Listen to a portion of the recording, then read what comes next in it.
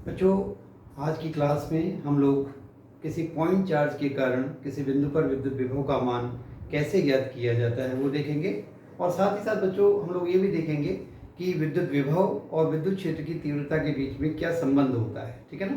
तो सबसे पहले जिस टॉपिक के साथ हम आज की क्लास को स्टार्ट करने जा रहे हैं वो ये है कि हमारे पास एक पॉइंट चार्ज है और इस पॉइंट चार्ज के कारण जो फील्ड प्रोड्यूस हो रहा है उस फील्ड में हम लोग कोई टेस्ट चार्ज लेकर के आ रहे हैं। तो उस टेस्ट चार्ज को किसी पॉइंट पर जब फील्ड के अंदर लेकर के आ रहे हैं तो उस पॉइंट पर विद्युत विभव का मान कितना होगा, विद्युत विभव के मान की गणना हम कैसे करेंगे उसको हम लोग बच्चों सबसे पहले समझने जा रहे हैं। ठीक है। तो बच्चों स्थिति ये है कि हमारे पास ये एक चार्ज है Q। ठीक है। और हम इस Q आवेश के कारण इस P बिंदु पर विद्युत विभव का मान ज्ञात करने जा रहे हैं। ठीक है। और हम ये मान करके चलें कि ये जो दूरी है यहाँ से यहाँ तक की ये दूरी कितनी है, R है। ठीक। तो बच्चों मान लीजिए हमारे पास एक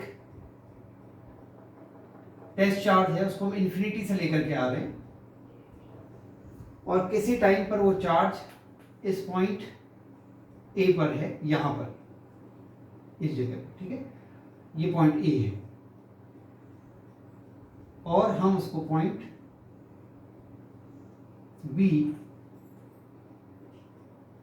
जो कि इससे dr दूरी पर है वहां तक पहले हम देखेंगे, लेकर के आएंगे तो कितना कार्य करना पड़ेगा। फिर उसके बाद a से p तक की जो दूरी है, या हम क्या इन्फिनिटी से p तक की जो दूरी है उसे इसी प्रकार छोटे छोटे जो हमारे पास अवयव हैं, रेखीय अवयव हैं, उनमें हम बांटेंगे और उसमें किए गए कार्य की गणना करेंगे और इंटीग्रेशन द्वारा उन सभी कार्यों का हम लोग क्या कर लेंगे बच्चों, योग कर लेंगे।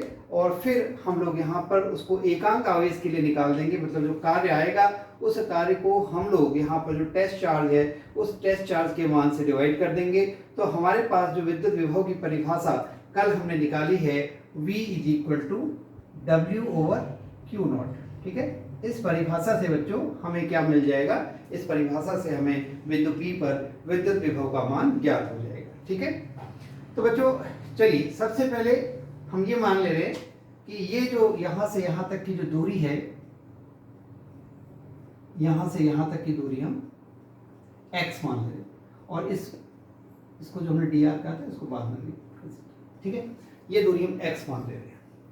तो बच्चों जब ये यहाँ पर इस बिंदु A पर है और यहाँ पर हम टेस्ट चार्ज Q0 लेकर के आ रहे हैं, तो बच्चों ये जो Q है ये उस टेस्ट चार्ज पर एक प्रतिकर्षण बल लगाएगा। ठीक है। और वो प्रतिकर्षण बल का मान कितना होगा, F =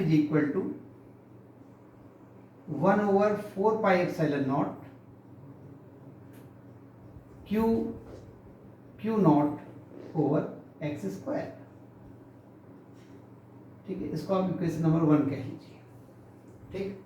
तो बच्चों अब अगर हम इस चार्ज को इस पॉइंट ए से इस पॉइंट बी पर लाना चाह रहे हैं तो इस पॉइंट ए से इस पॉइंट बी तक लाने में हमें क्या करना पड़ेगा, बाहर से एक फोर्स लगाना पड़ेगा। और वो फोर्स मिनिमम कितना होना चाहिए, वो फोर्स जो मैग्नीट्यूड में है वो इस अमाउंट का होना चाहिए, इस मैग्नीट्यूड का होना चाहिए और उसकी जो डायरेक्शन होनी चाहिए वो उसकी डायरेक्शन इस फोर्स के अपोजिट होनी चाहिए। क्योंकि अभी अगर आप इस फोर्स की डायरेक्शन देखें तो इस प्रकार से, तो इस फोर्स के कारण ये जो टेस्ट चार्ज है, टेस्ट चार्ज इस चार्ज से दूर जा रहा है, लेकिन हम इसे इसके नजदीक लाना चाह रहे हैं। तो हमें जो चार्ज बाहर से जो फोर्स बाहर से लगाना पड़ेगा F एक्सटर्नल, उसका जो मान होगा वो तो किसके बराबर होगा, F के बराबर, लेकिन उसकी जो डायरेक्शन होगी that will be opposite to that of F, वो F के विपरीत दिशा में होगी, इस प्रकार से। ठीक है। इस प्रकार से आप इसको समझ सकते हैं। ठीक।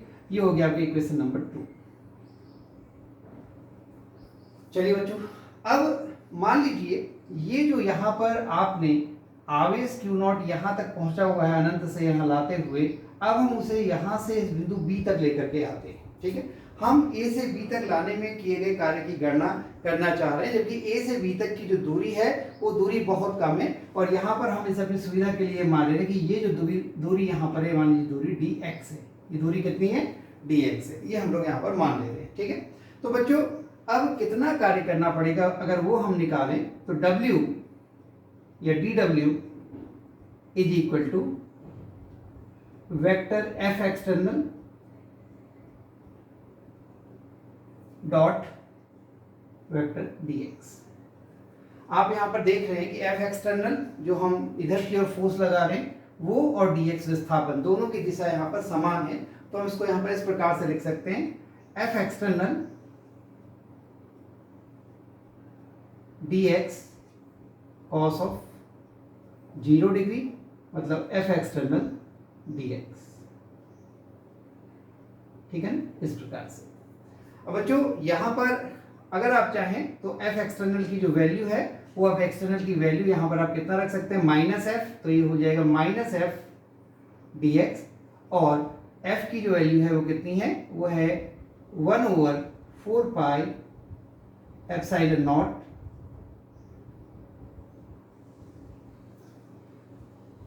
Q naught over x square into dx। ठीक है, तो ये dw का मान आ गया बच्चों, और इसको आप यहाँ पर इक्वेशन नंबर 3 करके मार्क कर दीजिए। तो बच्चों जब हम इस परीक्षण आवेश को अनंत से इस बिंदु P तक लेकर के आ रहे हैं, तो हम अनंत से P तक की जो दूरी है उसके अलग अलग इस प्रकार के dx दूरी के बहुत छोटे छोटे अनेकों भाग यहाँ पर हम ले सकते हैं, और हर विस्थापन के लिए वायु बल द्वारा किए गए कार्य की हम लोग गणना करके उसका योग करेंगे, तो हमें इस परीक्षण आवेश को अनंत से बिंदु P तक लाने में जो कार्य किया गया है उस कार्य का मान पता चल जाएगा। ठीक है, तो बच्चों अब उसका योग करने का तरीका क्या है, योग करने का तरीका है हम इस dw का क्या कर दें, इंटीग्रेशन कर दें, और उसकी जो लिमिट है वो हम कहां से कहां तक ले लें, फ्रॉम इन्फिनिटी टू r, इस लिमिट के बीच में हम इसका इंटीग्रेशन कर दें। फाइन, तो ये हो जाएगा total work done W is equal to integration sign limit from infinity to r। ठीक है, और भीतर क्या आ जाएगा, माइनस बाहर ले लीजिए, 1/4 pi epsilon naught Q naught over x square into dx। तो बच्चों यहाँ पर 1/4 पाई एप्सिलॉन नॉट और क्यू नॉट ये कांस्टेंट है, इसको आप बाहर निकाल लीजिए, तो ये हो जाएगा minus Q naught over 4 pi epsilon naught infinity to r, और इसको हम लिख सकते हैं x to the power -2 into dx। अब बच्चों हम लोग जानते हैं x to the power n dx का इंटीग्रेशन कितना होता है, x to the power n+1 over n+1। तो बच्चों यहाँ पर x टू द पावर -2 है, तो जब आप इसका इंटीग्रेशन करेंगे तो ये हो जाएगा x to the power -2+1 over -2+1, यानी इस प्रकार से हम इसको लिख सकते हैं after integration minus Q naught over 4 pi epsilon naught bracket के अंदर x to the power -2+1 over -2+1, और limit from infinity to r। ठीक है ना, तो यानी ये नीचे बच्चों -1 आएगा, ये माइनस और माइनस प्लस हो जाएगा, तो अगला स्टेप हो जाएगा Q naught over 4 pi epsilon not. अब बच्चों ऊपर हो गया x टू द पावर -2+1, यानी कि हम इसको लिख सकते हैं 1/x, और लिमिट हो गया फ्रॉम इन्फिनिटी टू r। अब बच्चों लिमिट्स हम लोग रखे हैं इसमें, तो क्या हो जाएगा, is equal to Q naught over 4 pi epsilon naught. पहले x की जगह पर r रखेंगे 1/r, फिर -1/, इन्फिनिटी। 1/∞ की वैल्यू बच्चों क्या होती है, 0 होती है, तो ये क्या हो गया, W is equal to 1/4 pi epsilon naught Q naught over r। ये इस क्यू नॉट चार्ज को इन्फिनिटी से इस पॉइंट P तक लाने में किया गया वर्क डन हो गया। अगले स्टेप में बच्चों हम इसको ऐसे लिख सकते हैं कि W/क्यू नॉट, यानी क्यू नॉट को इधर ले आए, is equal to 1/4 pi epsilon nought Q/r। और बच्चों आप जानते हैं क्या, W/क्यू nought is equal to V, means इस बिंदु पर विद्युत विभव, यानी कितना आ गया, implies that V is equal to 1/4πε0 Q/R। ठीक है बच्चों, ये आ गया आपके पास कितना, ये आ गया आपका इक्वेशन नंबर 4। और ये हो गया किसी पॉइंट चार्ज के कारण अगर आपको किसी पॉइंट पर इलेक्ट्रोस्टैटिक पोटेंशियल की वैल्यू कैलकुलेट करनी है तो इस फॉर्मूले की हेल्प से आप इलेक्ट्रोस्टैटिक पोटेंशियल की वैल्यू निकाल सकते हैं। एप्सिलॉन नॉट यहाँ पर रखा है, इससे ये पता चल रहा है कि ये जो आवेश है किस माध्यम में रखा हुआ है, ये निर्वात में रखा हुआ है। यदि माध्यम बदलेगा तो यहाँ पर एप्सिलॉन नॉट की जगह पर एप्सिलॉन आ जाएगा। ठीक है बच्चों, तो इस प्रकार से किसी बिंदु आवेश के कारण विद्युत विभव का मान ज्ञात किया जा सकता है। तो बच्चों यहाँ पर अगर ये जो चार्ज है, ये चार्ज पॉजिटिव है, धनात्मक है, तो चार्ज धनात्मक होने की दशा में जो विद्युत विभव का मान होगा वो धनात्मक होगा। और यदि जो आवेश है Q उसका मान ऋणात्मक है तो ऋणात्मक होने की दशा में जो विद्युत विभव है उसका मान ऋणात्मक होगा। ये बात ध्यान रखिएगा, ये दो इंपॉर्टेंट बातें, क्योंकि इसमें दिशा का कोई अर्थ नहीं है क्योंकि ये एक अदिश राशि है। अतः ये बात यहाँ पर ध्यान रखनी है कि धनावेश के लिए विभव धनात्मक और ऋणावेश के लिए विभव का मान ऋणात्मक होता है। बच्चों इसके अलावा अगर हम एक ग्राफ खींचे, है ना, क्योंकि एक बात इससे निकल करके आ रही है कि किसी दिए गए आवेश के लिए जो V है that is inversely proportional to R। V का जो मान है वो R के मान के व्युत्क्रमानुपाती है।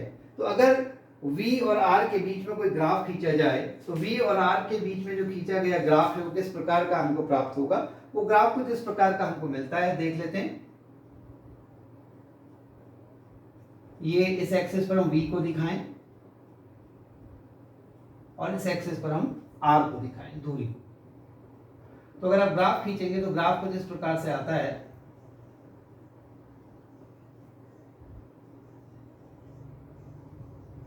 इस प्रकार से ग्राफ आता है, ठीक है ना।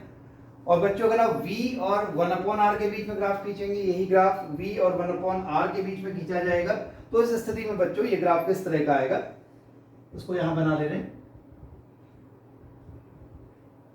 इधर V और इधर 1/r, इस वाली साइड में 1/r, इसको यदि हम दिखा रहे हैं तो बच्चों ये जो ग्राफ है, ग्राफ इस तरह का आएगा, इस तरह का, ठीक है, ये स्ट्रेट लाइन।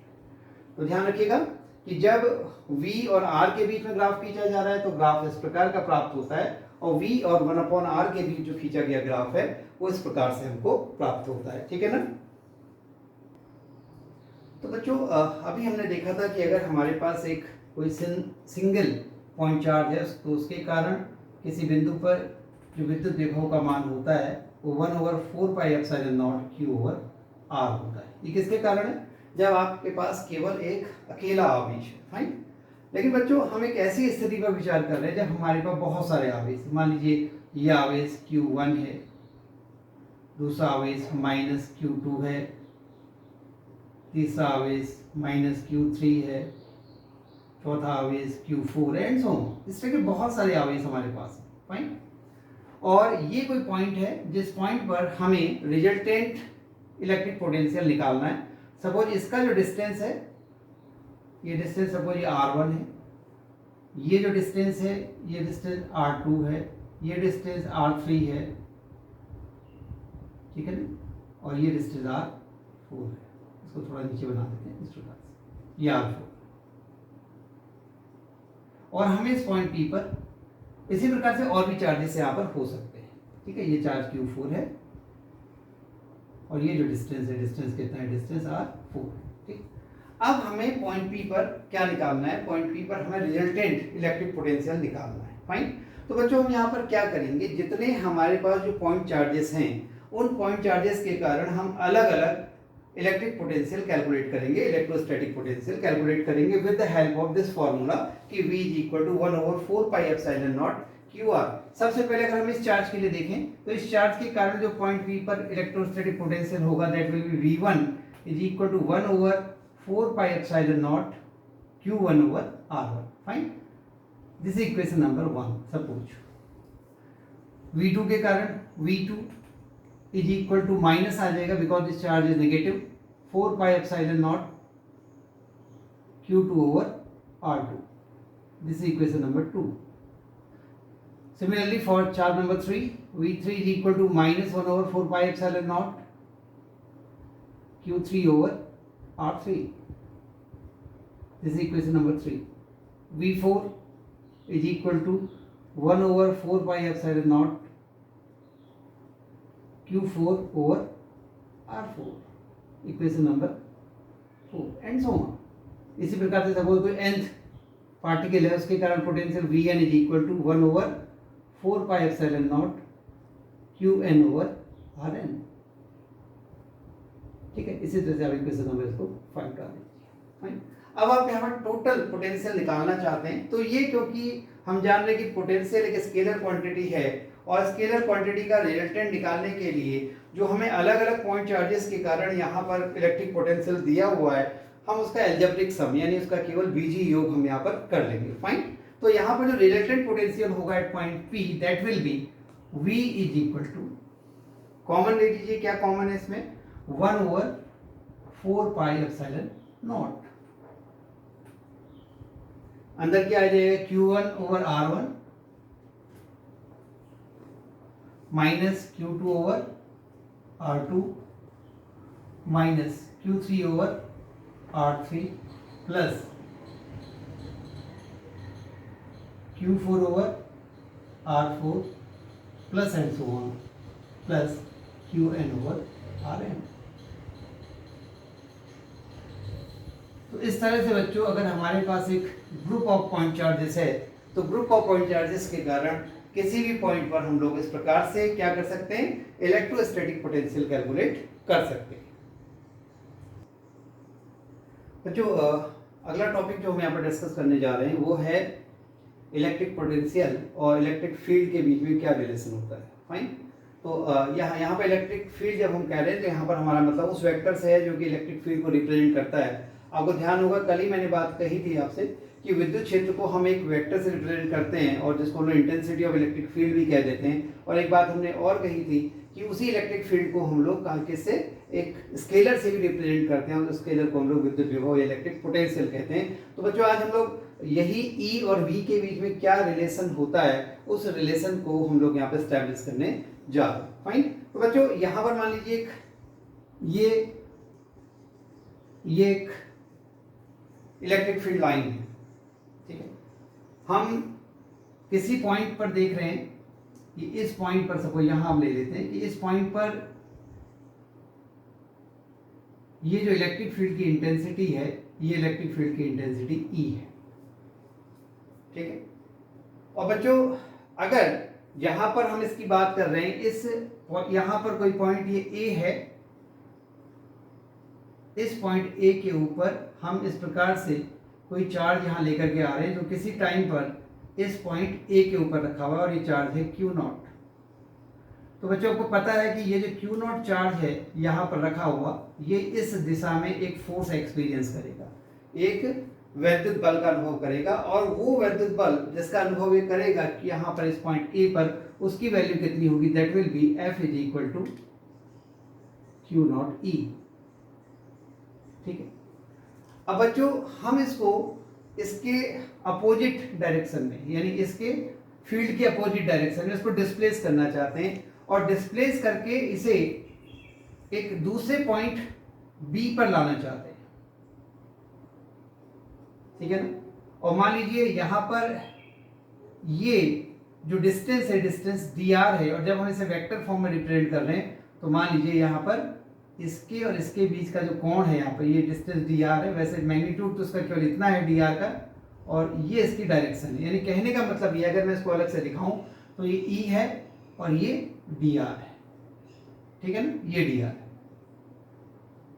ये E है, और इनके बीच का जो एंगल यहाँ पर बन रहा है वो एंगल कितना है, suppose that angle is theta degree. वो एंगल यहाँ पर थीटा डिग्री. ठीक है ना. तो हम इसको डिस्प्लेस करके A से B पर लाना चाहते हैं. तो इसको A से B पर लाने के लिए बच्चों ये जो फोर्स है, क्योंकि ये फोर्स तो इसको इधर की ओर धकेल रहा है, बाहर की ओर, और हम इसके अपोजिट डायरेक्शन में इसको लाना चाहते हैं. तो फॉर दैट हमें एक फोर्स बाहर से अप्लाई करना पड़ेगा जिसका जो मैग्नीट्यूड है वो मैग्नीट्यूड तो इसी फोर्स के बराबर होना चाहिए, लेकिन जिसकी जो डायरेक्शन होनी चाहिए वो अपोजिट टू दिस फोर्स होनी चाहिए. यानी एक्सटर्नली जो हम फोर्स लगाएंगे external, that should be equal to minus F, अगर वेक्टर फॉर्म में अगर आप इसको लिखें तो वैसे भी लिख सकते हैं इस प्रकार से, ठीक है ना। This is equation number 2।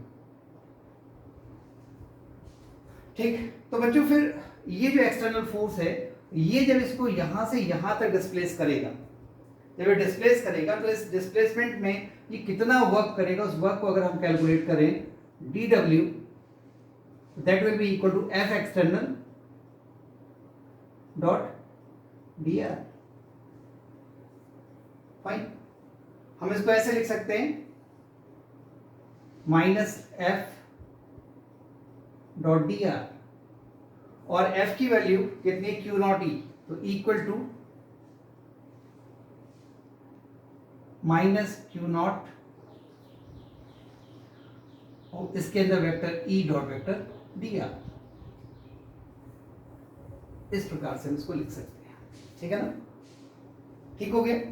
तो बच्चों अब हम क्या निकालना चाहते हैं, हम निकालना चाहते हैं, मान लीजिए किसी पॉइंट पर, किसी सर्टेन पॉइंट, इसको अब इक्वेशन नंबर यहां पर 3 डाल दीजिए।